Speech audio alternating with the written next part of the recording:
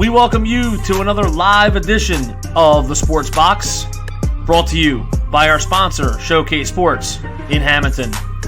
Showcase Sports for the elite athlete. And by our friends over at CrowdPlay. Download the free CrowdPlay app today and check them out at www.crowdplayapp.com for details. Ladies and gentlemen, it's showtime.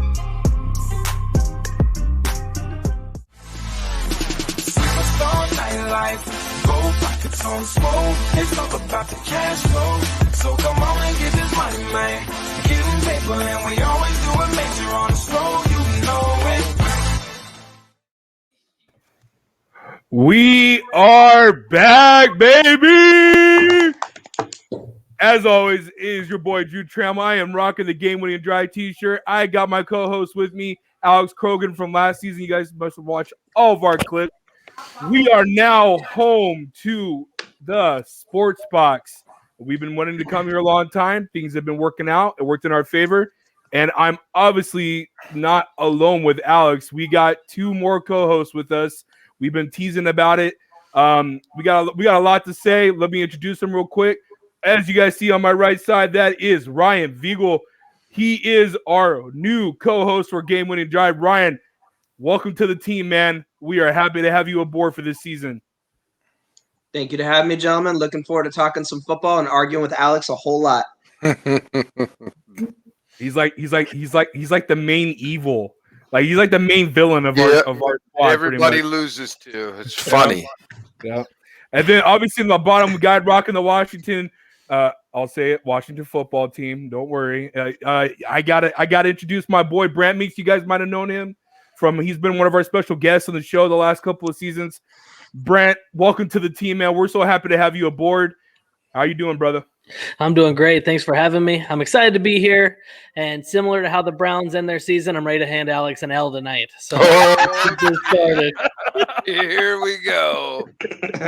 Yeah, man. It's going to get serious up in here.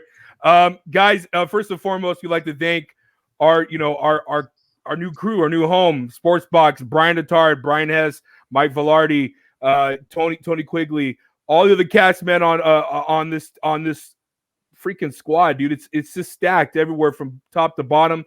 Me and Alex, especially for me and Alex, who started this off. Thank you for giving us a new home. We're appreciative that you guys check down the bottom of the ticker. We got so much going on tonight. It's gonna be a lot of stuff, a lot of comos, a lot of promos, a lot of things that you could do, a lot of sponsors, a lot of stuff. But you know what? We're here to talk about football. We're going to talk about it. Boys, first down is always our NFL hot topics. I can't wait to get into it. Can't wait to grind, and let's get it going. Boom. NFL came out, and we will now have a 17-game season starting this year in 2021. Alvin Kamara from the running back for the New Orleans Saints have already said what a joke.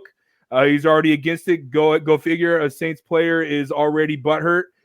I guess that's the norm nowadays. But hey, we bring the honest topics, and we're gonna bring it. I'm always gonna start with Alex. Alex, is this fair or is this foul? The 17-game season is giving more revenue for the players, but obviously the owners need this. COVID happened. Is this fair or is this foul? Yeah, so listen, revenue share is great, right? They're going to get a little bit extra money, but they signed their contracts for 16-game seasons. So is it open season? Do you null and void all contracts? Are you renegotiating right now? I don't think so. So I understand the players' grief and beef with this, but I also understand get a better players association, get a better freaking backbone, and start fighting for some rights. And then maybe you won't get locked into 17 games without a say. The owners have all the power in the NFL. It's been that way forever. They have a terrible players association as far as fighting for what they need and their rights and everything. Like, look at most other sports at this point. They have fully guaranteed contracts. Mm-hmm. NFL, the most violent sport where you can be one hit away from almost dying 11 times, ask Alex Smith. And then you're not fully guaranteed contracts. It's insane to me. So, yeah, listen, 17 games. as a fan, it's fair. As a player, for the players, it's probably foul. But we're at that point. It's been voted on. It's been accepted. We're gonna see 17 games. Definitely, I definitely hear you on that, Ryan. I want to get your point of view on two things. One, do you agree that it's fair or foul, and for these players and for the teams? And two, how do you feel that the only team that voted against it, from what we hear from reports, was the Chicago Bears? When it comes to the Bears, that's kind of why exactly. I don't know. That's surprising. I don't have a huge comment on that part. When it comes to being foul, dead on with Alex in the sense of it is crazy to me. We're playing in a game where these, like I signed for $150 million, but only 47's guaranteed. You're talking a third of a contract that can get paid out to a gentleman that is putting his life on the line. J.C. Treader, who is the NFLPA president, this guy was hired in March, I believe, of 2020. I don't know if this guy's going to have a job here pretty soon because the Players Association's got to be pretty upset with that. At some point, they obviously agreed with it. But as a purist, I hate the idea that it feels like 1,000-yard seasons are going to come a lot easier. The Barry Sanders, purist numbers, all those kind of things. When you go and look at what those guys did, and we're going to be getting some guys that are like, oh, he had a 1,000-yard season, just doesn't hold the same weight, not the same water. Fully against it. I think that we need to protect these players. I think that they deserve the money that they actually signed for, as opposed to, oh, maybe you get paid, maybe you don't. Who knows? I don't think they have enough power. But NFL is as popular as it can be. So I understand why they go this route and add an extra game. I'm worried about the NFL peaking here pretty soon with these kind of things happening and then start somewhat of a downward fall. Yeah, man, I get what you're saying. For as a purist of the fan, it's going to really suck because records are going to be broken. I mean, it's another game. Derrick Henry can easily break that record of Eric Dickerson. We could talk about records and this and that, but I really think the motivation for these owners was because of COVID. I mean, they got hit. Plain and simple, they got hit. There's no reason, there's no coincidence that Roger Goodell came out a couple days, or I think it was yesterday, saying we will have full capacity at our stadiums next year. I mean, it's just no one's gonna hold them back. It's just the way it has to be.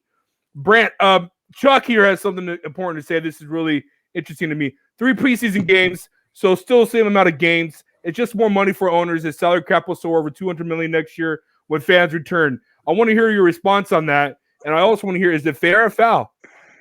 See, sports are designed for the fans. It's not designed for the players. The players are going to get paid no matter what, right? For me, it's fair because as a fan, I want more games that matter. I couldn't care less about the preseason games, except for maybe the second one now, where I'll get to see some fourth stringers come in, see who can do it. But I'm all about maximizing games that matter. Like, I get what you're saying with the records. It's going to, we're seeing records now get blown away with Drew Brees, for example, right? That guy's throwing 5,000 yards every year. But I want games that matter. I want games that are going to be fun to watch. In the preseason isn't any of those. So I'm fine with getting rid of a preseason game and making it a regular season game. I would like to see them expand the rosters a little bit. That way we have some extra guys that can come in, get some play. Because injuries happen every year. Freak injuries, non-contact injuries. So being able to have a couple extra roster spots would go a long way, I think, to appeasing some of these players. I definitely agree with you, man. I do think extra roster spots will help out a lot. Bockley, one of our guests, trying to make money back. I agree. Chuck, NFL, the most popular sport in America, and tons of players around the country. You could be replaced in football. That's a fact. Guys, let's get into it. The next question here we have: who are your top 5 remaining free agents? We were talking about it backstage, how we're going to do it. There's a lot of overpaid. There's a lot of guys who got signed. You know what, Alex? Tell me right now, just on the top of your head, who was the best free agent signing one for you? Oh, Shaquille Barrett, without a doubt, man. He is that defense there. I know Pierre-Paul had a good game. I know Smith had a good game. Ooh. I know there was a lot of pieces. Vita Villa had a good game. All those guys had good games, right? But Shaquille Barrett, just off the edge, as a Browns fan, obviously, we have Garrett, who's huge. but I think Shaquille Barrett's probably the best pass rusher in the game right now. I really do. I just think the guy is unblockable. He does so much for that team with the pressure that he creates. He just makes it easy for everybody else on the team. To me, yes, they only got him $17 million a year. I think that's a steal for him, what he does for that defense. I agree. And I'm looking at it, Alex, and I'm looking at your list at what we have remaining for the free agents, as I shown earlier. Right here, guys, this is his top 5. Darius Williams, J.C. Jackson's at 2, Antonio Brown's at 3, Russell Okung is at 4, and Geno Atkins at 5. What makes you want to keep AB at 3? That's the one that's the most interesting to me in your list. So, because listen, I think AB is still a top 15 wide receiver in the NFL. I truly believe that in my heart. I think what he did is almost unforgivable with the sexual harassment and everything he was accused of, right? But I think he took a prove-it deal last year in Tampa Bay. There's still some people that are kind of like, was he a product of Tampa Bay or does he still really have it? Let's not forget, when he left Pittsburgh, he was on pace to be the best wide receiver ever to play the game. And that's almost sacrilegious to say because Jerry Rice, not only is the best wide receiver, but some people consider the best football player to ever play in the NFL. So that's almost sacrilegious to say about another player besides Jerry Rice. But he was on pace to do that. He had broken every Jerry Rice record up to that point in their careers, going along side by side. He was there. He got too big for his britches. He wanted too much money. And Big Ben is probably an a-hole. I think we've kind of established that by now. And so he just wanted out. And so he got his wish, and it didn't work out for him, right? I mean, the New England cut hurt him a lot. That cost him some money because New England kind of will still – yeah, I mean, this guy, he doesn't – I mean, if you looked at his mock draft, he ain't got no room to talk about anybody's anything. Anything. This guy doesn't know. This guy wouldn't know football if it hit him in the head, bro. No. He just, he used to be our co-host. There's a reason why he ain't on the show anymore. It's okay. I love you, buddy. I love you, buddy. Chuck agrees with you, Alex. Yeah. Listen, I still think AB is elite. I think he has to go to the right situation, and he has to go to a strong locker room. I really believe that that's the only reason. He is still on the free agent market. Okay. Ultimately, I think he probably works out a deal and goes back to Tampa because he's just not going to get the money he's looking for. So they'll give him another 1-year deal, maybe give him a large bonus, a small salary cap hit, and he'll stay there for 1 year, and then that'll be it. I think the thing that's hurting him is that he has to go to a good situation, and he wants high money, and he's just not going to get it. Right. Brant, this is – oh, sorry, my bad. Javion Clowney's number 1. Malik Hooker is 2. 3 is AB, same as Alex. 4 is Eric Fisher, and 5 is James Conner. Why in the blue hell is James Conner in your top 5? James Conner is only 25 years old. Like he's had some injury histories. Don't get me wrong, but when he's healthy, he is a productive running back. He's at a devalued position. I get that.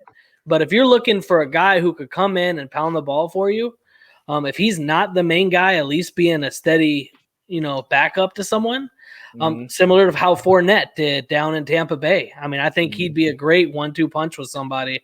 I think at his age, you could get him for a steal right now. I think there's just value there. And like I said, I had to include a running back. It was either him or Le'Veon Bell. And if Le'Veon Bell last year, you know that he's definitely not going to be the guy to hit that list. He wants number 1 money, though. That's why nobody signed him. He's not willing to budge on his number. No, he's delusional. He's delusional. Yeah. He'll end up going back to either Pittsburgh on a 1-year deal, or he'll do somewhere. But he'll be fine. I mean, when healthy, he's solid. It's just a matter of staying. I don't doubt the talent there. My problem is his position. I could go get a guy in the 5th round like Trey Sermon out of Ohio State, who's an absolute stud and better than James Conner right now, I'll tell you that. And I can get him in the 5th round on a rookie deal and pay him $300,000 to $800,000 a year. Why would I pay this guy $3 to $5 million, which is probably what he settles at? But I hear he wants 7 to 9, which is ludicrous. I mean, as a Charger fan in this panel, I would love to have James Conner as a 1-2 punch. As a 1-2 punch. Absolutely, no. I would love to have him. I'm not arguing talent wise. Eckler can't do it in the goal line. We've seen it time and time again. I would love to have James Conner to be able to be his complimentary back. Let's get to Ryan because Ryan's been quiet. Ryan's the same. He's got Hooker in there too as well. Melvin Ingram at 2, Richard Sherman at 3, Duke Johnson at 4, and 5 is AB. Ryan, Duke. Let's talk about Hooker. Safety. People had him going to Dallas. Dallas was talking. It didn't happen. Obviously, they went with someone else. Is he going to go back to Indy? If he did, it'd be on a sweetheart deal. But I think that his biggest issue is staying healthy. Now, that's obviously a narrative in the NFL that everybody's very familiar with. If he could stay healthy, he'd be good. This is a guy that I fully stand behind, that he's a difference maker. When he's on that field, he's a hawk. He plays center field with the best of them. He's just a guy that I would love to have in my defensive backfield. I think that he's very, very talented. Needs to stay healthy. There's no doubt about that. But that's a narrative that if we talked about that all day, we couldn't talk about the NFL, and that's just the reality we come to it. Okay, I stayed away from Hooker because he's a Buckeye, and I didn't want to be accused as a homer. But he's Bob Sanders-esque when he's on the field. Very much so. He's Bob Sanders. But what was Bob Sanders' problem? Why is Bob Sanders not a first-round Hall of Famer? All the time. Injuries. No Injuries. So it's the same thing. It's like he's so good, man. So good. He just some with the Colts and safeties, they can't stay healthy. Exactly. But everything else I stand fully behind. I think that when it comes down to it, like a Duke Johnson, I think Houston was stupid for bringing him on and not really putting him to his potential. He's one of the best pass blockers in the league, and with a scat back kind of background, he could go and play a number 2 for a team like Tennessee and play a big role there. AB is on my list because I think it's the shock factor. How much does he have in the tank? If you can get him for the right price, this is a guy that could come out. Remember when Josh Gordon left and came back? We're like, oh, he still has it. I feel like AB still got some juice in the tank. Richard Sherman, this is a guy that's just, you know what, his football IQ is second to none. One of the better cornerbacks in the league. Also needs to stay healthy. That's just again, the narrative of the NFL. But I think that Sherman can go into a locker room and command it, and people respect him. Want to play harder for him. I think Sherman's not signed simply because he's only a cover 2 zone coverage corner.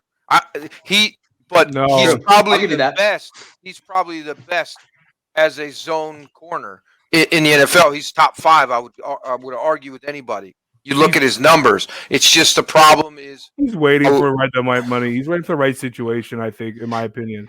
I thought San Francisco offered him a pretty competitive deal from all reports, and he said no. Yeah, San Francisco's not going to win anything though. Like he's probably one to go to a team where he has at least have a shot of winning. I mean, you might be right. He could be. He could win in San Francisco. I mean, San Francisco's bringing back all the same gats they had 2 years ago. Once they got Justin Fields under center, I mean, they're going to be good, dude. I think the segment. God, we're forgetting part of the reason he went to San Francisco is because they play Seattle twice. Yep. You know what I mean? He left with a bad taste in his mouth, and he said, hey, I'm looking to go back and show these guys what they missed out on. So I think he's shopping a little bit more. He will be signed. This guy's too good to not be on the team. Oh, definitely. He will be signed. Real quick, just give me a team real quick. How do you guys feel about Casey Hayward, and where will he end up? He's going to end up. He's going to end up in Denver because this is what happens all the damn time. It feels like a good team, like a Charger. I'm a Charger fan. Drew and I are on this panel as big Charger nuts. When it comes down to it, I'm the biggest Charger fan, baby. Let's go. Die hard, man. He's die hard. You know, you guys are screwed. You know, when you go back to when Melvin went over there, it just seems that like they tend to pick up a lot of our garbage that we're like, all right, this guy's gonna head out. I think Casey Hayward actually has some juice in the tank. I think he just wants too much money. What team he should go to? That's I couldn't even tell you. I wish he was a Charger. I wish he was a Charger. I actually was a component of cutting him and Ingram. I know Ingram was on a full year deal. I think Ingram's just pretty much done. He comes into camp out of shape, worrying about his hip hop career. Let him go worry about it later somewhere else. We don't need him. For Casey Hayward, I think him going back to Green Bay would probably be the best fit. He's familiar with that city. He's familiar with that team, and that team's on the come up. And there's absolutely no one that you have to worry about in the NFC North. Minnesota does not scare me at all if I'm Green Bay. So that's just me. Brant? Kansas City makes sense. They lost Bashad Breeland. You suck. Yeah, it sucks, right? Like, I mean, if you want to win a ring, you're going to Kansas City on a cheap deal, and you're like, let's make it happen. Mm-hmm. Alex, quick, guy. We don't need a whole essay here on Casey Hayward. Yeah, listen, I mean, I thought Denver immediately. Same thing. Like, they pick up your old trash. Maybe guys leave with a grudge, but I don't think Hayward has a grudge against you guys. No. Packers is a good location for him, too.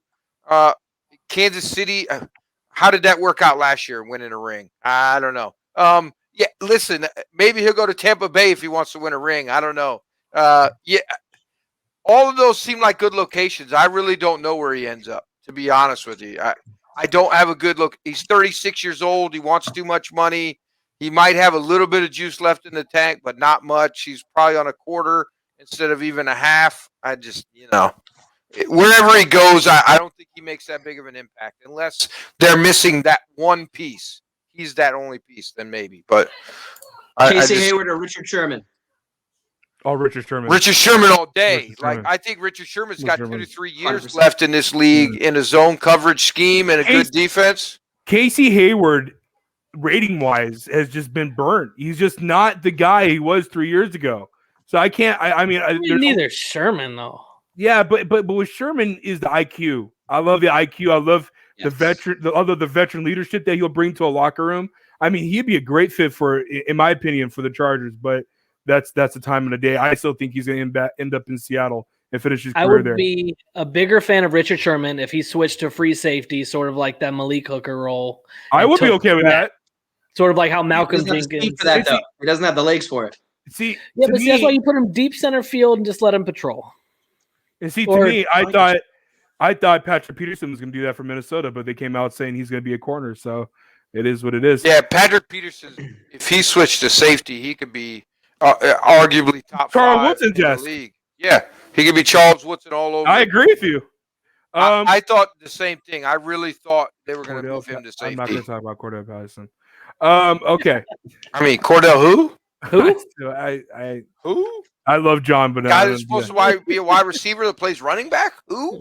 Seattle Seahawks wide receiver Tyler Lockett has signed a 4-year extension worth $69.2 million, $37 million guaranteed on the dotted line, $17.3 million a season.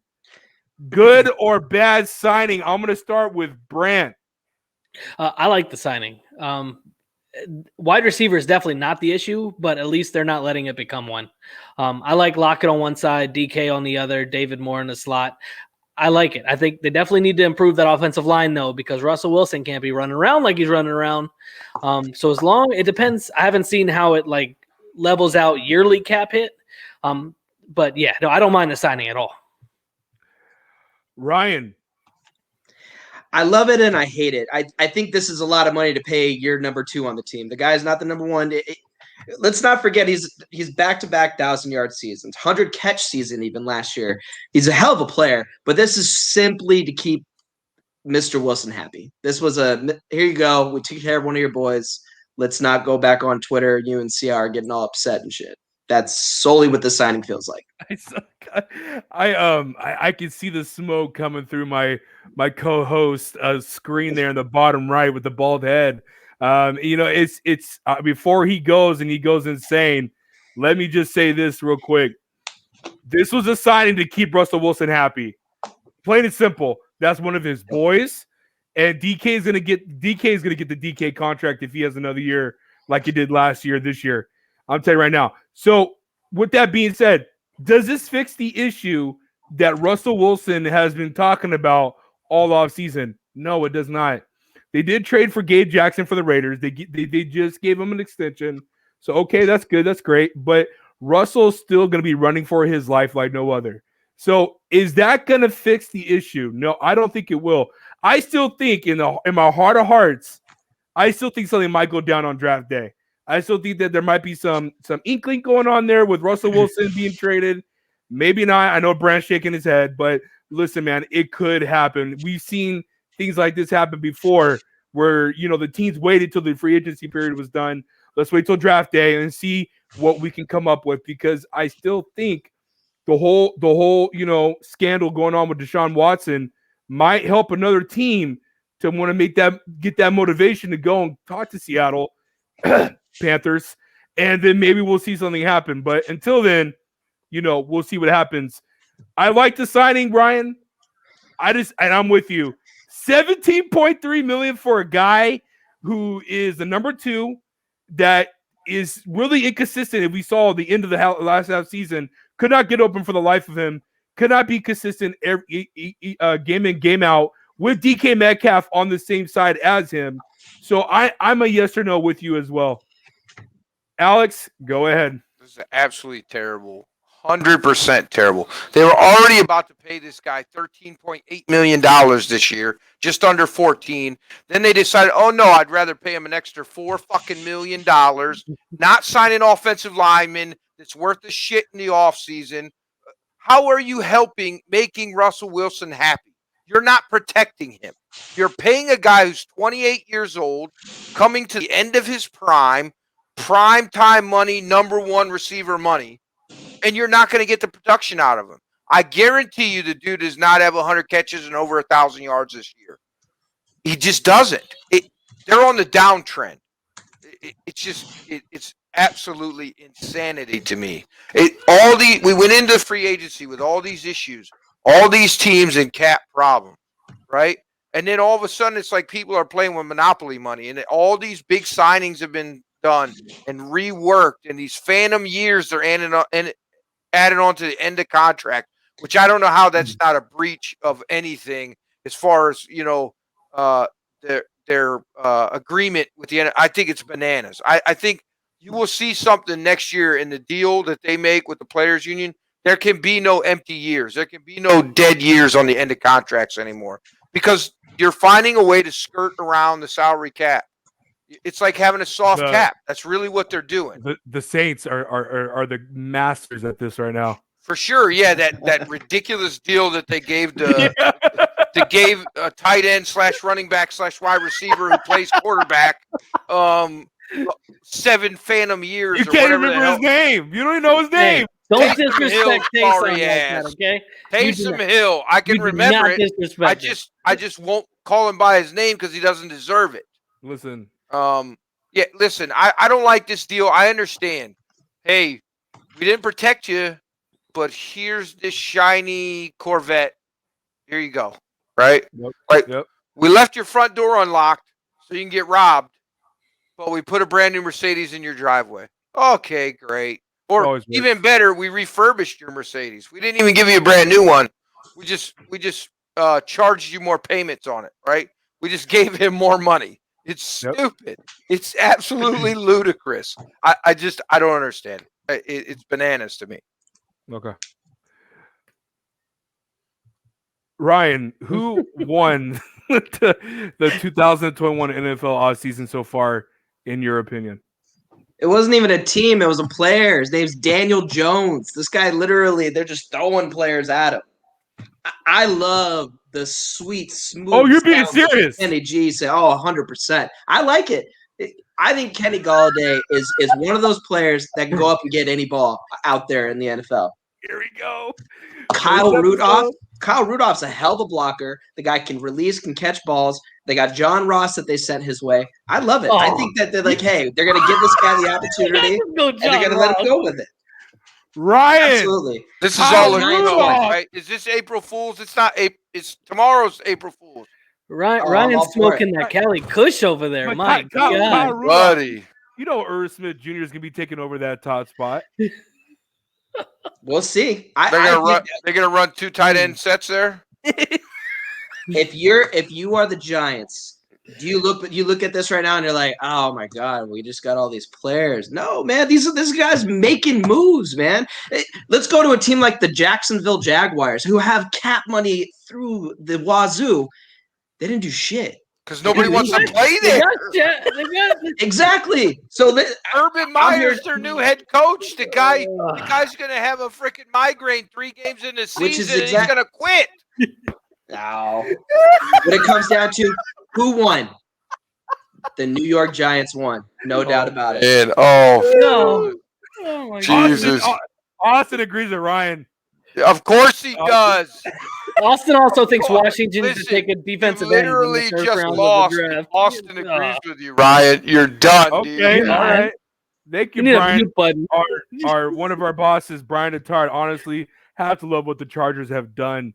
I agree. The Chargers have made some really smart signings. Yeah, listen, but the center, even though they overpaid, I feel that's a great signing. I mean, you can't get better at the position. So you signed the right guy. I just feel like you gave him a little bit too much money. But to get your guy and protect Alex, your you think quarterback, everybody's been overpaid?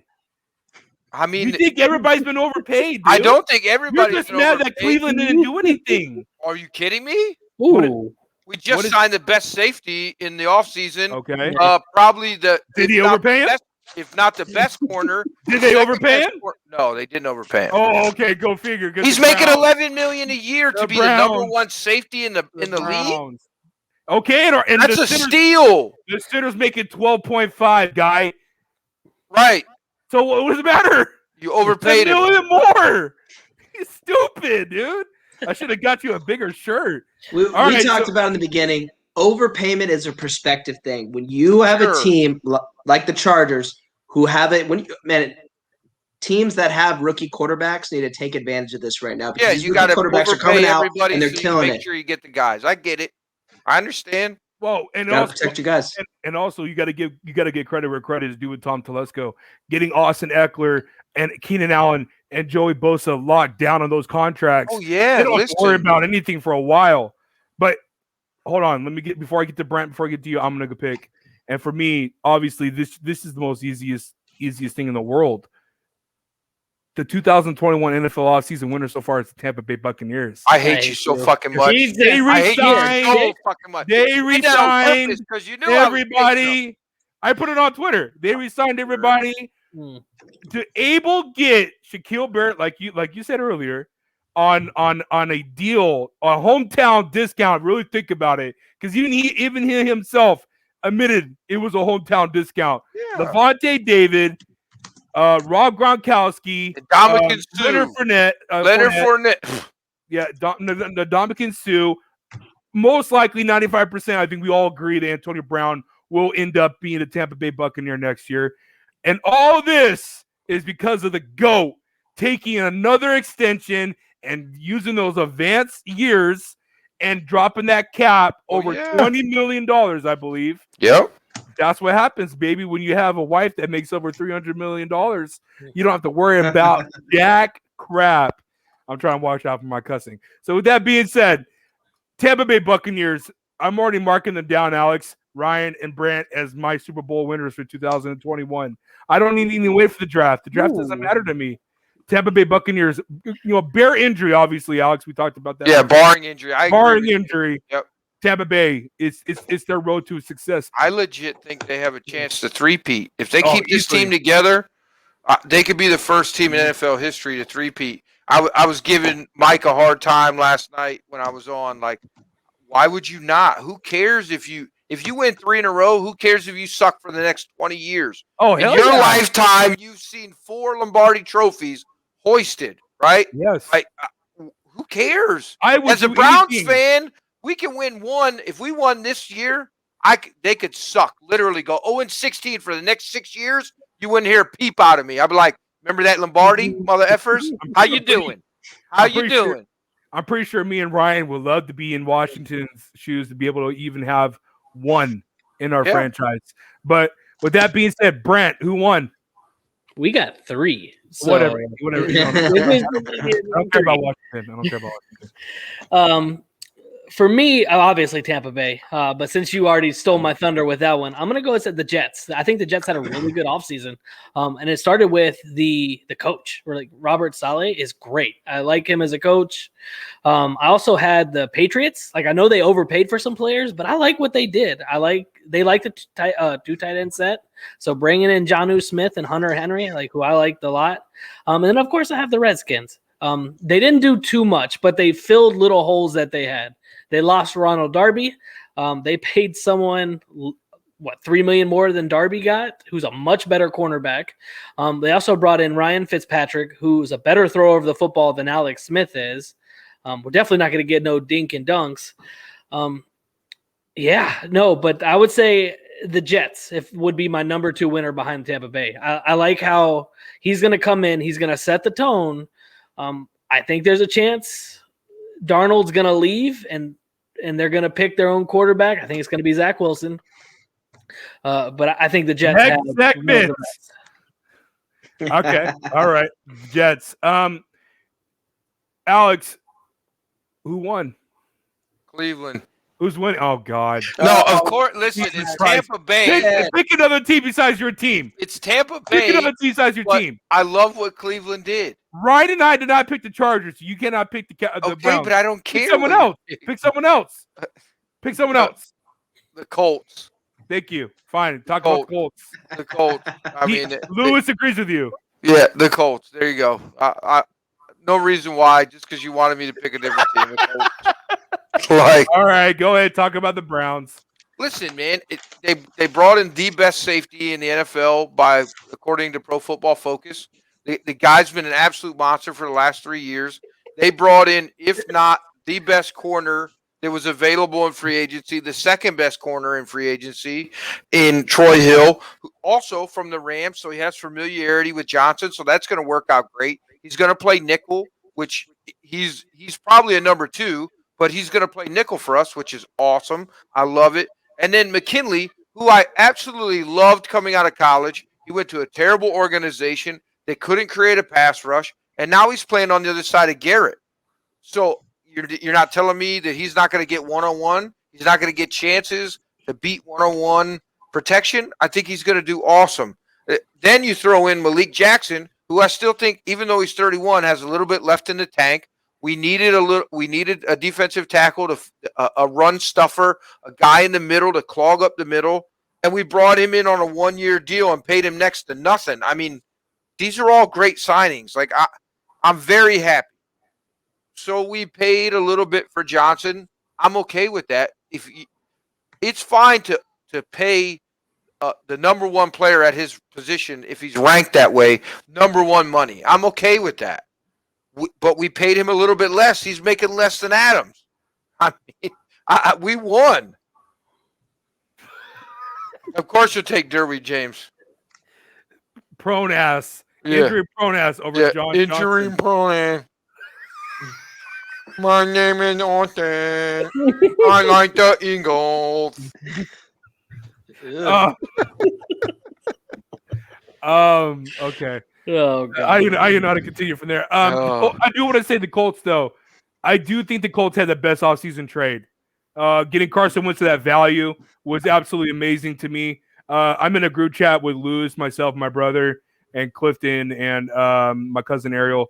We were constantly talking, and my boy Matt, and we were constantly talking about the value of getting Carson Wentz because, they traded away. Yeah, it's going to be a 1, but it's going to be a late 1 because obviously the Colts are going to make the playoffs. I don't see anyone getting ahead of them. And if Carson Wentz plays good, but reuniting him back with Frank Reich, that system, he's going to be protected by one of the best offensive lines across the NFL and one of the best rushing attacks in the game. I think Carson Wentz is going to benefit a lot from this trade, and a new environment, obviously, for him is going to help him.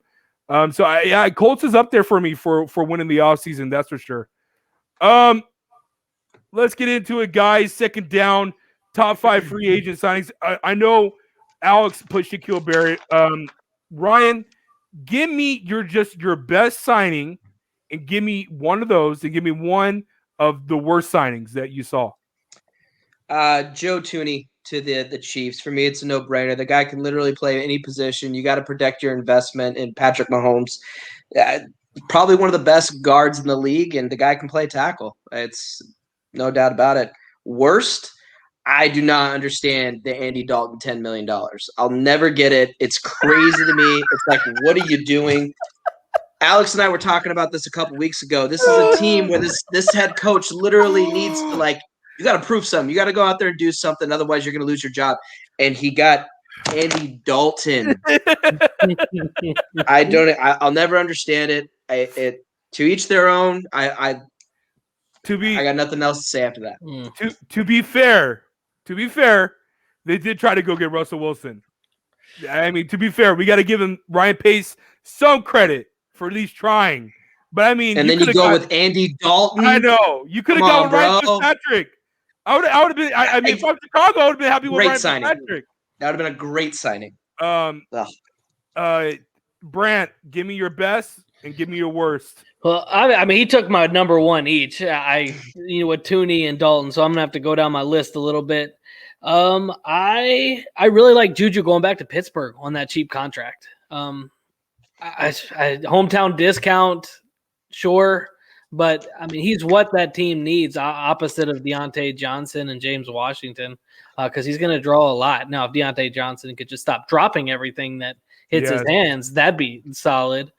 And then if I'm looking at the worst contract, I'm not a fan of Adoree Jackson going to New York on $13 million a year when he has not been a great player. I mean, I'm not a fan of that contract whatsoever. Alex, I know you gave us your best with Shaquille Barrett, which, obviously who's going to argue with you with that? But what was your worst before I finish it up? Okay. Honestly, Shaquille Griffin to the Jaguars, I think they way overpaid for this guy. I understand he's 25, and he's had some flashes, and he does improve the Jaguar secondary. I just think they overpaid for him and he better be a lockdown corner. Otherwise, you're throwing away money. I understand you have a huge amount of salary cap, but I think Jaguars signed two of the worst of they're two of my worst 5 deals of the offseason. I think it's too much money. Okay. Austin put Kyle Fuller to the Broncos is the best. Worst John Johnson. Yep. Okay.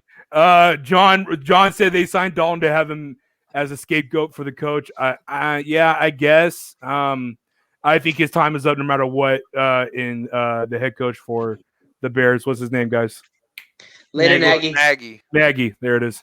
Ask Austin. I don't care. His best free agent signing was this offseason. I don't know. Just let me know.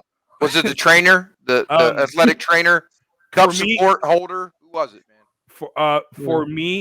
For me personally, the worst. It's not a free agent signing, but it's a decision by Tom Telesco, which I think is one of his worst ever. Was keeping Mike Williams at a $15.7 million cap hit for this year. I hate it. I don't like it at all. I think it's terrible. The guy has been inconsistent as a number 7 overall pick 4 years ago. Only has played in a certain amount of games. If you compare him to Juju beats him by a light year.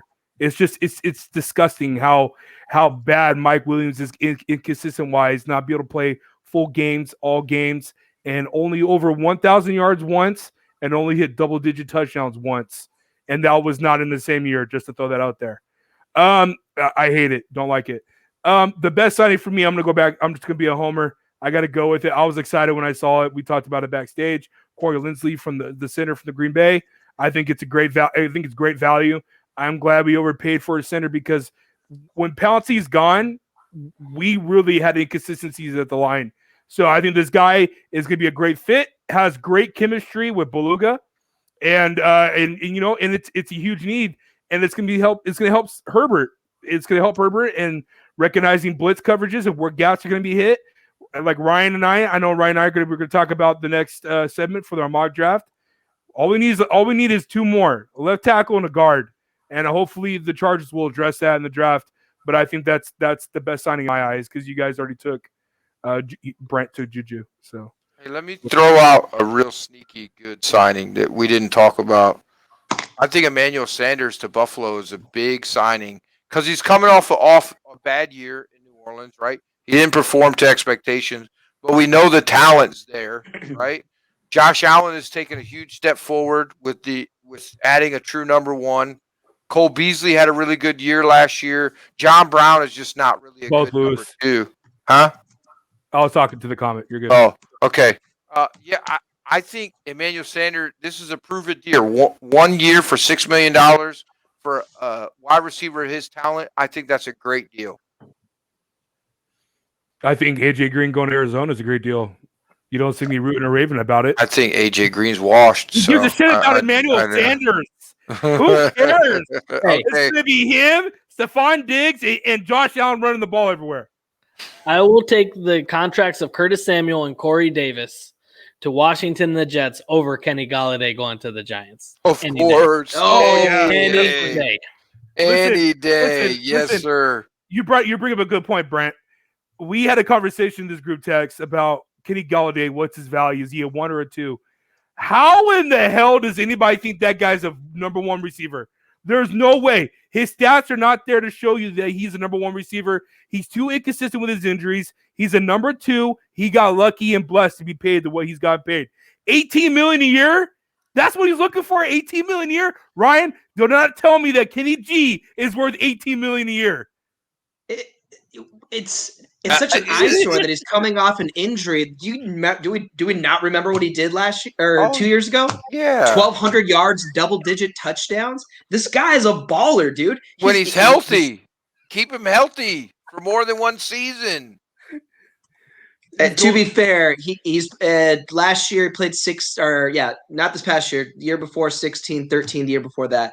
His rookie year and this past year he got hurt. I'll give you that. There's no doubt about it. But when that guy's on the field, man, when he's healthy, he's a number one. I agree with you. When he's healthy, but Marvin Jones was a hell of a number 1 on that team, and then he came over and took that over, and he's been the number 1 since with Matthew Stafford as a quarterback. Oh, I agree. I think he's gonna be good. I have big faith in Kenny Galladay. I think he's a good player. I think they paid a little too much for him. But there are fewer players on the list of free agents that I would have wanted to throw to as opposed to Kenny Galladay. I agree. He was the best wide receiver. They've got no one good to throw to him. That's the issue. Daniel Jones is a bust. Hey, don't talk about Danny Dimes like that. Danny Dimes. I hate that nickname so much. It is the worst nickname in sports. He's throwing dimes, bro.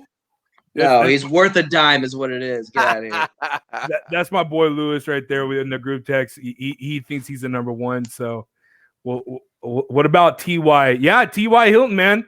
He's still out there as a free agent, man. So I'm really that is a name I'm really shocked that hasn't been picked up yet because I still think he has some gas in the tank.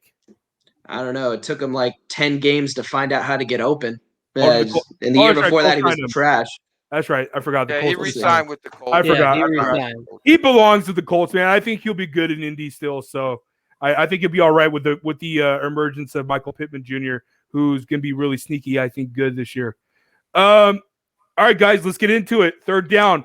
Game-winning drive, mock draft picks. We are going to go do a roundtable, ladies and gentlemen, of each pick. And if we all agree, we will agree with the pick, and we'll move on. Someone has a different pick, we will talk about it.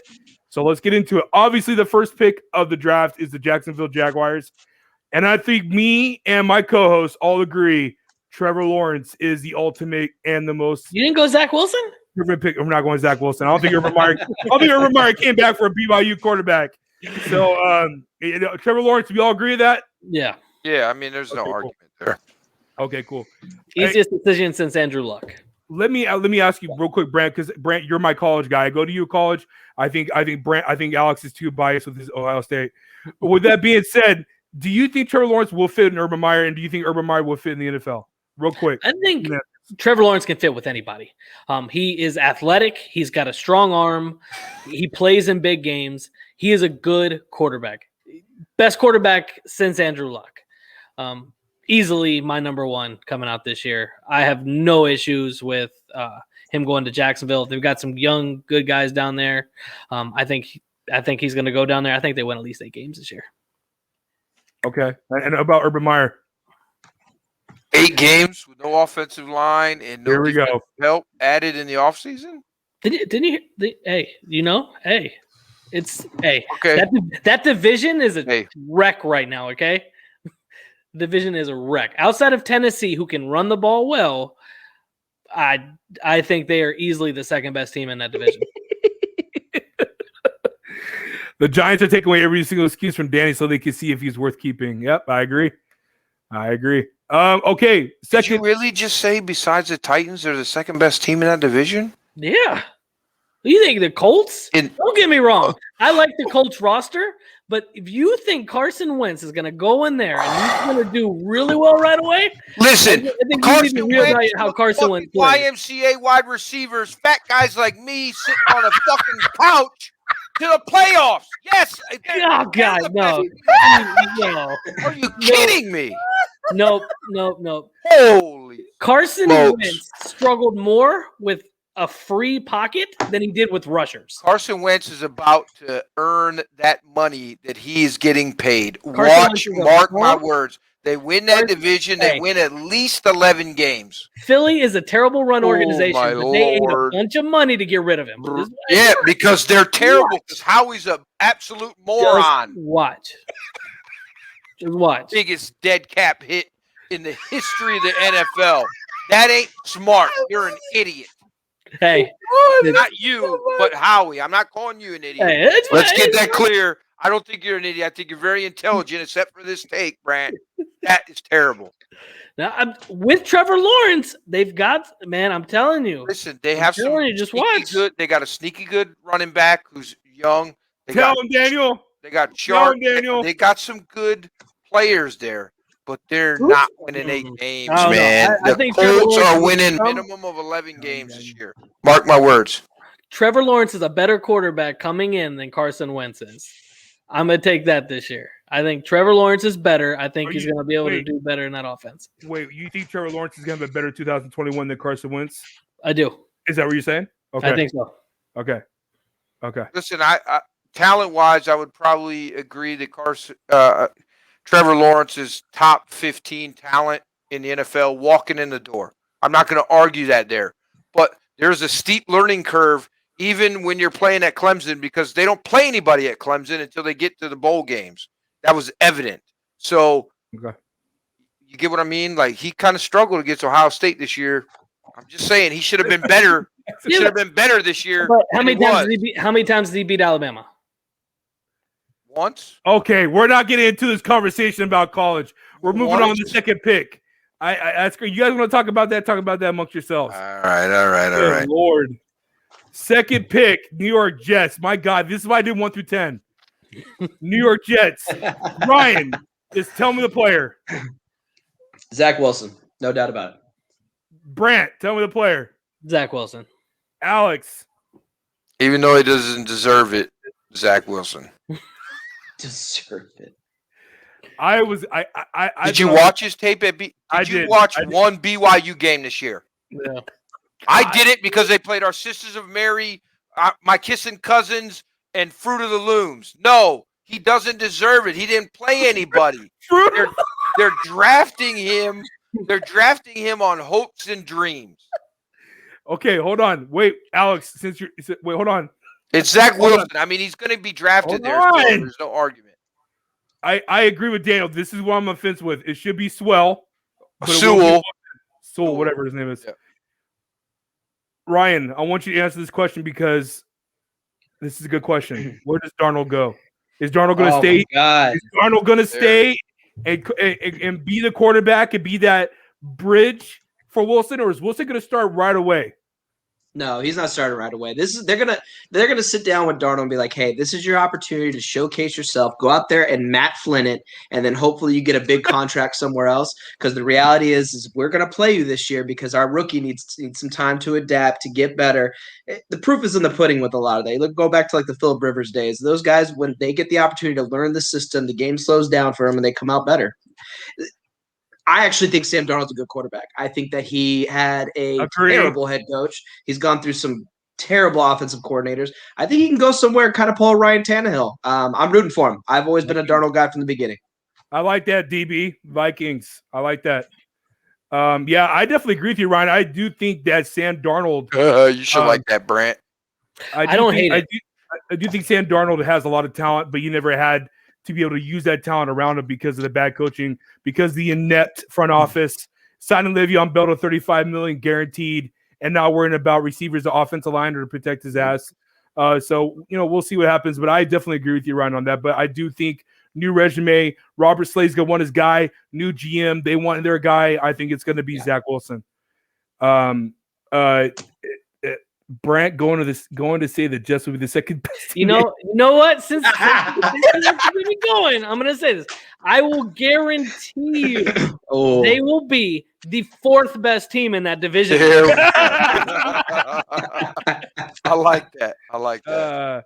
Move back. I agree, Daniel. I agree. 100%. All right, guys. Third pick is obviously now the San Francisco 49ers. They traded up with the Miami Dolphins. And with that trade, they gave up 2 future first-round picks. I don't see them going up for Mac Jones. I don't see it. I think it's a smokescreen. We saw his pro day yesterday. It was absolutely god-awful. We talked about it in the Sports Box Facebook Messenger. As Tony Quigley was the first one to say, and I echoed it, and a bunch of us. Wobbly throws, inconsistent throws, and he had Devontae Smith out there running routes. Stone feet. Yeah, he looked slow. Yep. He looked lethargic. He looked late on his reads. Yeah. So with that being said, for my pick, I'm going with Justin Fields. Brant? Justin Fields. Ryan? He's my second best quarterback in this draft. Yep. Okay. Ryan? I want to say Trey Lance.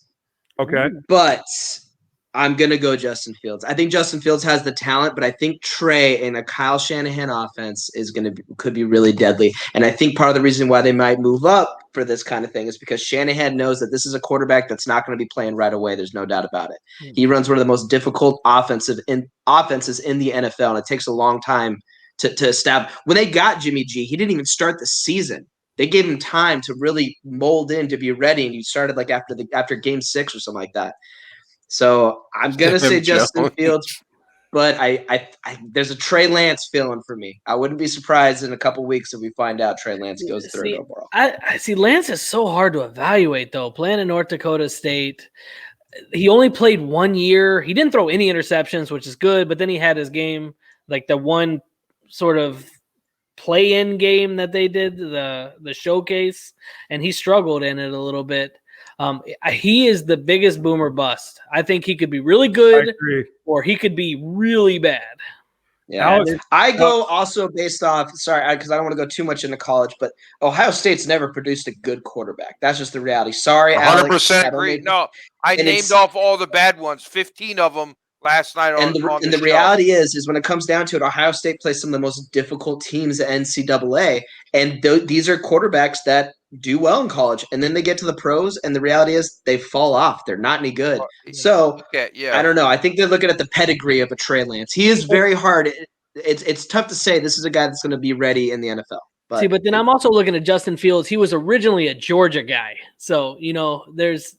So I give him a little leniency that Ohio State didn't fully make him or ruin him like they have other quarterbacks. Alex ruined him. Like Jesus. We take athletes and we put them behind there to run gimmick offense. Cardale Jones, Braxton Miller, Braxton Miller's a gimmick quarterback. Like no, we take athletes and we make them play quarterback. People forget that Justin Fields going into the freshman year was higher rated than Trevor Lawrence. He was the number 1 quarterback prospect. He was the guy everybody thought we were going to be talking about as the number 1 pick. So Trevor Lawrence just went to a much better situation. Dabo Swinney is highly underrated as a coach, I feel like. And there's a lot of talent there. They're the only team with NFL talent in their all right. conference. Stop. Guy, Justin let's Fields, move like on. I said a long time ago. Okay. No, I want you for your fourth pick. Falcons, you make the pick. Go. I'm gonna go Jamar Chase. I feel like even though For the Falcons? they don't Is Julio necessarily involved? need a wide receiver. What? I feel like that gives them the option to move off of Julio Jones, and they get a good wide receiver on a cheap. My God. Yep. You know who's a better option than that? Would be Kyle Pitts. They're not taking the tight end, man. Because I don't think they go quarterback because I think they're still trying to go all in with Matt Ryan Sure. and Julio. I think Kyle Pitts, they'll lean that way. If they don't trade back. Trading back makes the most sense, period. I mean, this is the team I had the hardest choice with because I feel they're going to trade back 100%. Yeah. But I can't. We're not doing trades. So, I mean, honestly, they should take Sewell because he's the second best player in this draft, in my opinion. And you can't miss out on a changing, world-changing left tackle. You need that. So, but they're not going to draft a left tackle. They don't have a need for it. Mm-hmm. So I think they trade back. But I went with Jamar Chase because I think he's a sexier pick, and they can get rid of Julio Jones, which gives them a little bit more freedom as far as salary cap.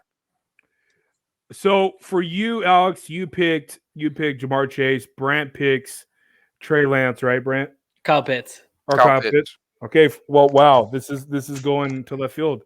I really do think this is gonna be a trade back for Atlanta as well. Yeah. I think all four of us agree this could be a huge trade back for possibly the Panthers, the Broncos, if they really want to go quarterback, or maybe the Patriots, even though the Patriots don't trade up ever. This could be an option for them to do it. But since we're not doing no trades, like you said, they don't need left tackle, even though I think Swell would be a great pick. I'm going different, man. I'm going Micah Parsons, the linebacker. They need a linebacker. It's a need. It's a need for this defense. I think they're fine with what they have with Matt Ryan and Julio and Calvin and whoever their slot is. They just traded for Hayden Hurst. I don't think they're going to go Kyle Pitts here at 4. So I'm going to go with Micah Parsons. But with that being said, I still think this is a perfect opportunity for Atlanta to attain more picks and trade back. Ryan, let's see if you agree with anyone because I need someone to pit down. I go Kyle Pitts, actually. I think that they just got Arthur Smith, who just revitalized Tannehill's career in Tennessee. He's a hell of a head coach. If he's given the opportunity to be a head coach, he's a hell of an offensive coordinator. I think that he's going to go out there and try to find who could probably be the most talented player in this draft in Kyle Pitts. So we have Kyle Pitts at number 4 for our game-winning drive mock draft. Let's get to I think the Giants trade up, by the way. I think they go and take Sewell in this position at 4. Okay. Legit. That's legit. That's fair. What would it? Yeah, that would be interesting. The Giants do trade up for that, Alex. I mean, that would. They're at what 11? So I mean, they could. That is an interesting perspective there. If they want to trade up for a left tackle, that is like you said, world changing. That could pretty much change a franchise and protect Matt Ryan. But Daniel does bring up a good point. Matt Ryan has an opt out after this season. Sure. Trey Lance. Do you think he's going anywhere? Do you? I don't think Matt Ryan goes in. Why would he go somewhere? Where's he going to go? San Francisco? They're going to have a quarterback now. Yeah, that's true. Who's he going to go to win more than he's going to win in Atlanta? I mean, you know what? You changed my mind. Washington's a good fit for him. There's a lot of talent there, and it's a good defense. There is.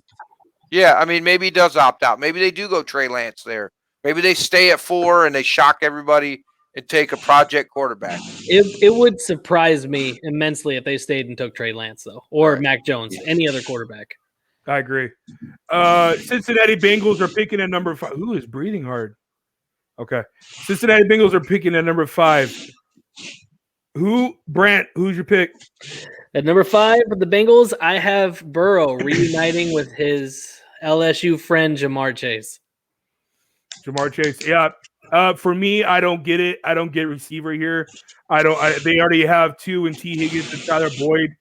I don't get receiver at all. I'm going left tackle, Penny Swell.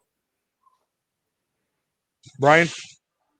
Yeah, I'm actually in the same boat as Brant. I think Jamar Chase, that they reunite those guys. They just lost John Ross.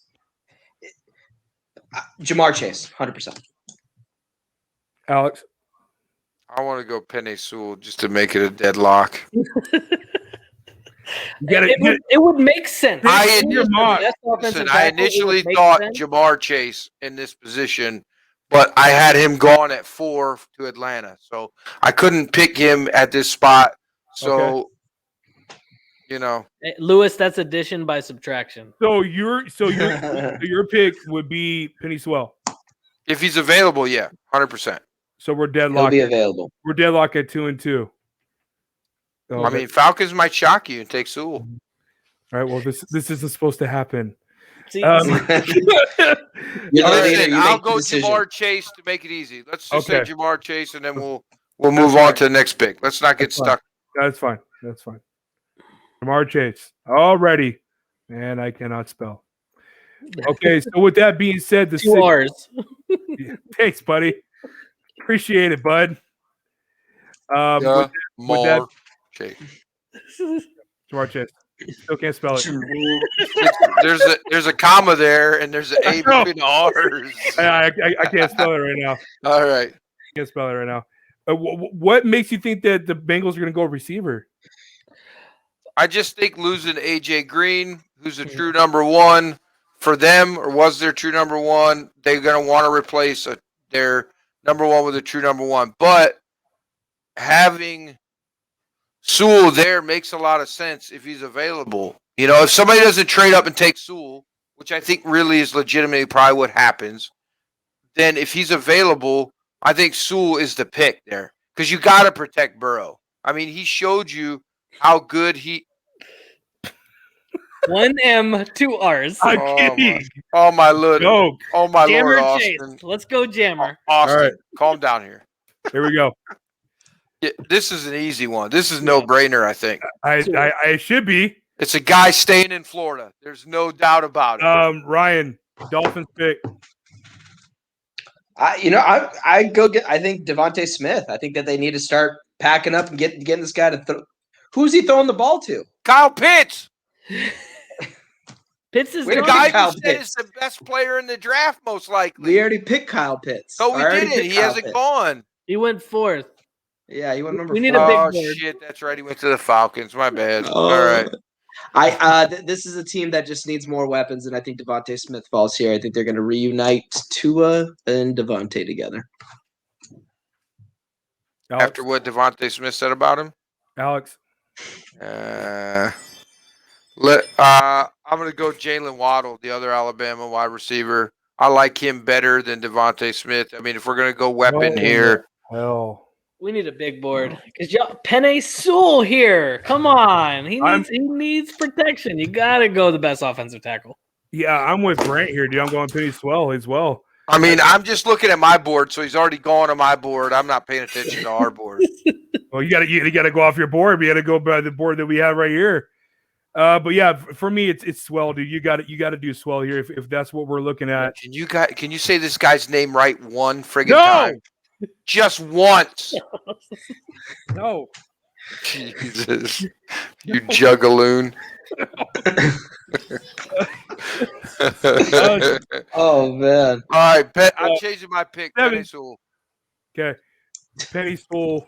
Seventh is the Detroit Lions, Alex. Who are they going with? Jalen Waddle. Over Devontae Smith? Yeah, 100%. Yeah. I think Jalen Waddle is a better pro prospect than Devontae Smith. He's just too light. I understand what he did in college, but he did that with a bunch of NFL players and playing against a bunch of weak SEC teams for the most part, except for 2. I think he's going to they're going to go Jalen Waddle there for sure. Alex, sorry, Brent. I have Waddle as well. I like Devontae Smith. I think he's really good. But like you said, Waddle is a better pro prospect, so that's who I have going to the Lions. They got to replace Galladay. And yeah, I mean, he's a good one. Yeah, actually, I got Jalen Waddle too. Who's going to the Detroit Lions? It's an automatic need for Detroit, and Jared Goff needs a weapon, and I think it's a good fit for him in Detroit. Ryan, I had Waddle as well. Unanimous decision. Well done, gentlemen. There we Well go. done. First unanimous since number 2, maybe? No, number 3. Sorry. We all picked Fields. So far, guys, we through 6 picks. We have the Jags taking Lawrence, New York Jets taking quarterback Zach Wilson, 49ers taking quarterback Justin Fields, and then things get interesting at the Falcons. We all think that they're going to trade back, but they're going to go. We have no trades in this one. We're going Kyle Pitts at 4 with the Falcons, Jamar Chase at 5 with the Bengals, and then I'm not going to say his name. Miami Dolphins are getting off the tackle, and then 7th is going to be the wide receiver Jalen Waddle. 8th pick, Carolina. Be unanimous. This should be unanimous. This should be unanimous. Let's start with Ryan. Trey Lance, QB off the board. Yeah. Let's just put it up there. We're already done. I'm doing it right now. Yeah. I think that's who they want anyways. I really do think they want him too. Yeah. I think that's who Matt Rule wants as his quarterback. I think if he had the 2nd overall pick, he's taking Lance over both Fields and Wilson. You probably could be right. So in my board, before all this happened, I had Justin Fields going there, but since the trade, now it's definitely going to be Trey Lance in my eyes as well. Unless what Ryan said, Trey Lance could fit that system for Kyle Shanahan, but I don't see that happening. I don't think they trade up for Trey Lance. I think they trade up for Justin Fields. So Trey Lance is going to be Carolina's quarterback at number 8. If 49ers do take Fields at 3, the New England Patriots are trading their pick. They're not picking at 12. I'm just letting you know. 49ers are picking again at 12. I promise you that, dude. Because Jimmy G's on his way. I'm telling you, they're starting the year with Fields. Nope. No doubt. Okay, Alex, Broncos. I got Micah Parsons here. I think he makes the most sense. They have a huge need at linebacker. I like Micah Parsons a lot. I think he's probably a top 5 talent in most years' drafts. I just think, with the quarterback need, unfortunately for him, he's not making top 5 money for him. It sucks for him. Alex again? Brent. I was initially thinking about Patrick Surtain before they had picked up Kyle Fuller, but I mean, with Kyle Fuller going there on that awesome deal, Micah Parsons. Okay. Yeah, I was looking at the needs for what Denver needed. I know offensive line is a need. Slater is there. He's there, but I really do think that they're going to go with the best player available on the board. And in my board right now, it's either Surtain or it's Parsons. I'm going to go with Parsons just because this draft has gone completely left field than what I expected it to go. So I would definitely go Parsons. It's a fit. It's a need for defense. It's going to help, the boys over there with the Von Miller and Chubb. And, this team won because of their defense in 2015. Can they rebuild it? John Elway's not the GM in there anymore. So we'll see what happens. But I do think right now Parsons is the best player available for what they need. So we'll go with Parsons. Ryan, you want to add in some sense there? Yeah, I revert back. I think that's with Sewell off the board. I think they do go Slater. They got to start getting ready to protect for Sam Darnold next year. Okay. Sam Darnold next year. You heard it here first. Micah Parsons, AC Slater out of Bayside, Parsons in your draft. Parsons ran a 4.340, right? Like I didn't misread that.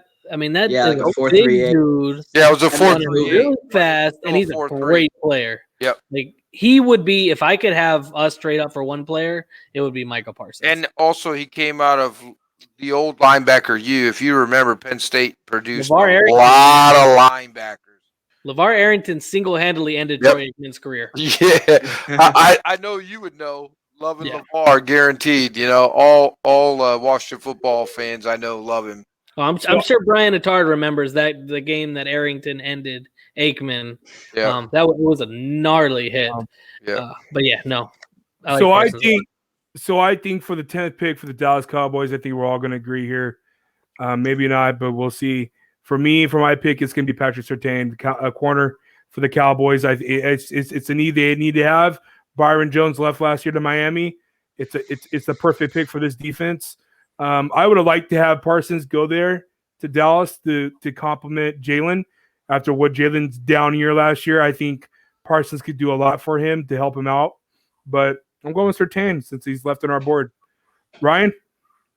I second that. I think Surtain's going here. I think part of the reason they were going after Hooker before didn't work out. I think that they're still addressing the secondary there, which was god awful last year. So Surtain to the Cowboys. Yeah, I didn't think Hooker was going to go there for the start when they had the chance of getting old boy who's a former defensive player for Dan Quinn. So, I mean, it was just bread and butter for them to be able to get a Neal over there. So, Alex, your pick. I'm going Mac Jones. No, I'm playing, dude. What? Patrick Surtain. Patrick Surtain. No, like a funny player, Devontae Smith, right? I mean, they love their wide receivers in Dallas. Yeah, that'd be hilarious. But no, I think with Rashawn Slater is still there on our board, with Patrick Surtain there, with the number one pass rusher still there. I think Dallas is, salivating at this opportunity, but I hope they don't take him, but I think it'll be Surtain. Long-time listener, first-time caller. I'm point blank telling you, Pitts is here. He's a Cowboy. Jerry, remember, he's Jerry. Yeah, we had him going at 4, though, Brian. He ain't going to be there at 10. They might trade up to 4. You never know. You never know with Jerry. I think if the draft plays out first 9 picks our way that they're going, I like the Cowboys to maybe move back in that position. I hope so. I don't want them getting Surtain. I think he's a really good player. And I don't want them to get good players. I mean, is he really that good? He played at Alabama. I mean, it's one of those things. It's like, I think it's hard to judge Alabama, Ohio State, and Clemson players fairly because they play with so much talent all the time. Yeah, but I mean, cornerback, you need good technique. And I mean, he's got the bloodlines for it, right? Yeah, he does. Are you guys worried? We're about to end the show, but I'll finish this question. We've been having a conversation with Lewis on this point. Not many tight ends have been successful being drafted in the top 10.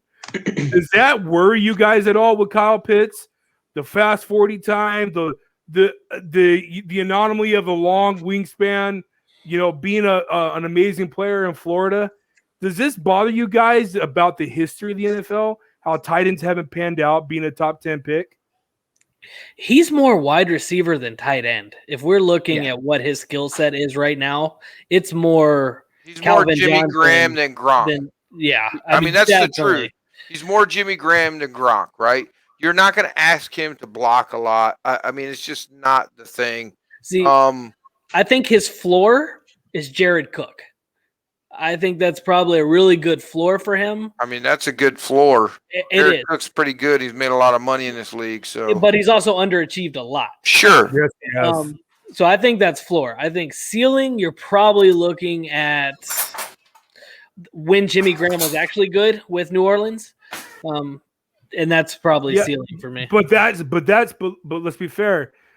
Jimmy Graham succeeded because of that offense. Because it happened one of the best quarterbacks of all time and a Sean Payton system that was pretty much undefendable against tight ends. Will Kyle Pitts land somewhere where that's going to benefit him? What's going to benefit him the most? I mean, if he goes to the Falcons like we have him, you have 2 legit wide receivers. You have a decent offensive line. You have a legit quarterback. I mean, that's a great position for him. The Falcons made Austin Hooper a top 5 tight end. 100%. And then we not a top 5 tight end. And then we overpaid for him. Yeah. The other 2 tight ends on my roster, I like better than the guy we're paying the most money to. No joke. Tied into this league too, it's a perspective thing as well. It's never like this, like, oh, this team needs a tight end, because every team uses a tight end very differently. Some use them as blockers, some send them out all the time as wide receivers. This is a guy that if a team goes after and gets him, they're going to use him to his benefit.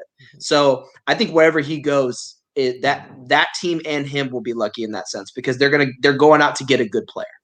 I mean, Darren Waller is a great example of that, right? Like, he bounced around a little bit before settling in as drug cocaine issue, but well, I mean, who are we talking about? History Ozzy. Hold on, Ozzy came out and said Darren Waller was going to be the next best thing if it wasn't for him effing his own career up.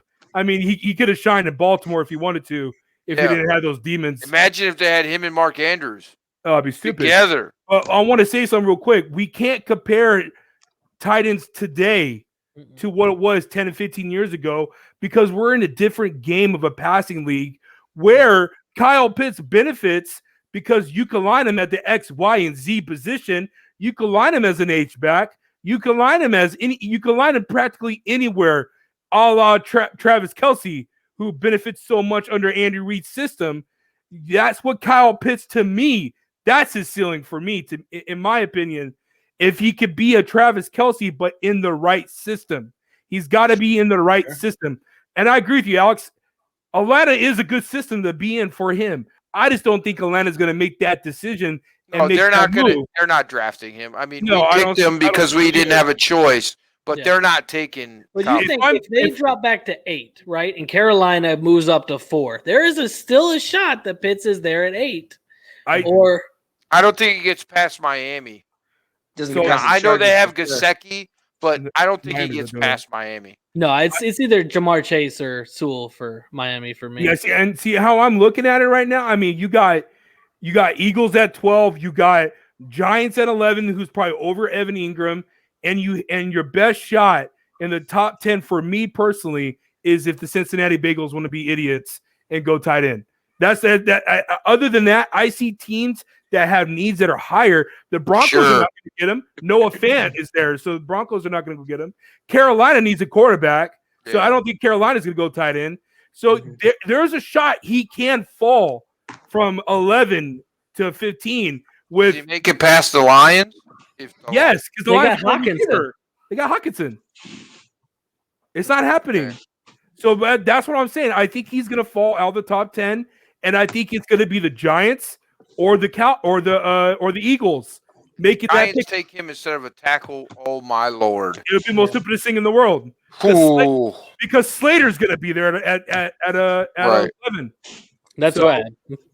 You know, it's going to be really interesting to see if the Eagles are going to trade back. Eagles are going to stay. This is what I said before. Eagles have the most interesting position out of the top 10 from 11 to 20 to see what they're going to do, because I know New England has a chance to move up or move back. And like Ryan said, watch old boy be there, Mac Jones. And Bill Belichick says, no, hold my beer. Watch this. I'm going to trade back in the later 20s, and then I'll get Mac Jones and obtain more draft picks. Listen, to be honest with you, the best comparison I have for Kyle Pitts is Kellen Winslow. If you remember how good Junior. If you remember how good he was before he started raping and, assaulting old women and, women and stuff, he was really good for the Browns until he had the accident. Then he started doing whatever he was doing. And then he started assaulting women. He was a difference maker. So I think that's him. I legit think Kyle Pitts is that type of impact at tight end. Clarify your words. That's him as an athlete. As a player on the field. So make sure you clarify your words. As a player on the field. My other comparison would be Hernandez. I knew obviously on the field. On the field. Alex, on the field. Bad dude. On the field, though. You should have just said Kellen Winslow Sr. No. You'd have been good. No. On the field. I keep seeing in the comments the Eric Ebron.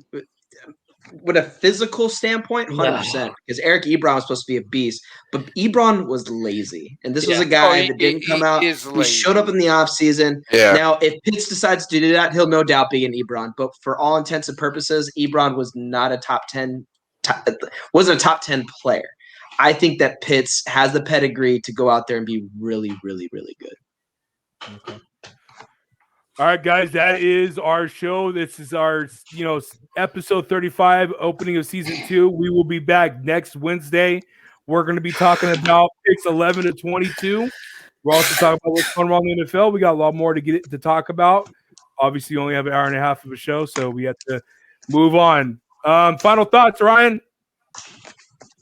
Still crazy you guys are hating on the Giants having a good offseason, man. They went out and they killed it, and I'm proud of them. Go Chargers. Alex? The Galladay signing single-handedly ruined the Giants offseason. So everything they did good, they washed it away by paying a guy who's probably not going to stay on the field this year without an offensive line to protect the quarterback to throw him the ball. So how's he going to have a good year? Yeah, listen, go Browns. We're going to the Super Bowl this year. Mark it down. Bang. Brent?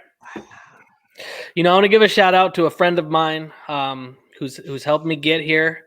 But I also, Austin, I want to thank you. But I also want to say your mock draft is one of the worst things I've ever seen in my entire life. Thank you, Jesus. I appreciate that. I tried to comment. I was texting Drew, be like, how do I comment as me? Because everything that I kept saying came through his game-winning drive. It was terrible. Reevaluate going forward. It was worse than my Jags comment. I mean, he's a Philly fan, so I mean, they don't really know a lot about football. Real quick, a couple of things real quick, guys. I really appreciate Ryan and Brant for joining the team. I can't wait to do the season with you guys. It's going to be fun, nonstop hilarious moments as always with Alex. I can't wait. We are doing the draft week for Sports Box. Alex and I are going to be on for draft night. We can't wait to do it. We're going to have. I know we're doing a full-on mock draft during the week. It's going to be absolutely fun. I can't wait to do it. Another shout out to Sports Box for having us on and joining the team. We're blessed. We're blessed. We're thankful for being a part of something that's already trending so high. Thank you guys so much for joining for us tonight. We will be back next week. Final words, as always, it's good to have another co-host being a Charger fan, and it's a lonely road the last year. So it's great to have someone there with me. Justin Herbert is going to be MVP this year. And he should have even been offensive rookie of the year. Whoa! Who was supposed to be offensive rookie of the year? Don't tell me Justin Jefferson. Yeah, I'm not doing it. He plays the most important position. All right, we gotta go. Game. All right, guys, we'll catch you next week. Check out this final outro. Here we go.